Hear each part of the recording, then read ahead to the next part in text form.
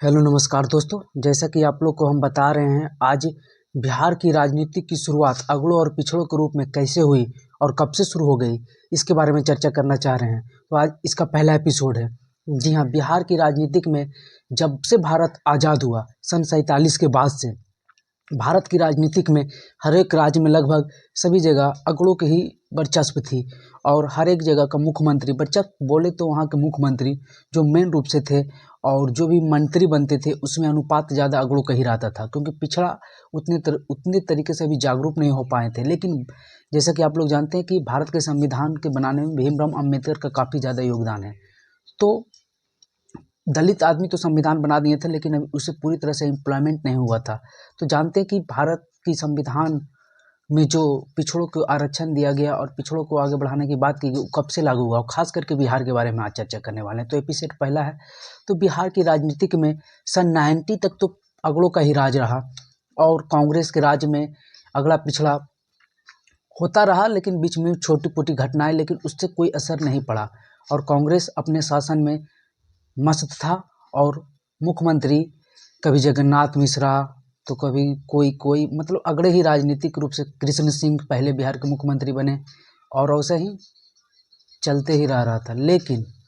बाद में जब 90s के दशक शुरुआती दौर में हुआ और जब जगन्नाथ मिश्रा 90 में मुख्यमंत्री बने और जनता दल का विभाजन होने, जब जनता दल बन के एक बार सत्ता में, केंद्र की सत्ता में आ चुकी थी और बिहार की सत्ता में लालू यादव जब उभरते हुए नेता पिछड़ों के आगे आए और जनता दल में जब छुटपुट घटनाएं होने लगी, टूट फूट होने लगी, विभाजन की बातें चलने लगी, चंद्रशेखर अलग,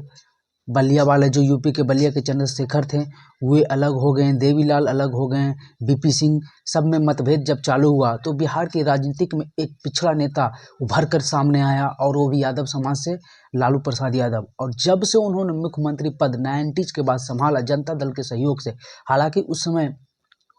लालू यादव को सपोर्टिंग रोल में बीजेपी ने शुरुआती दौर में मदद की, क्योंकि जनता दल के कुछ नेता ने उनसे समर्थक छीनने की बात की और सरकार चलाने के लिए उन्हें कुछ विधायकों का समर्थक चाहिए, लगभग 12 से 15 विधायकों का। तो उस समय बीजेपी ने लालू यादव को मदद की और पहली बार जो सरकार बनाने में बीजेपी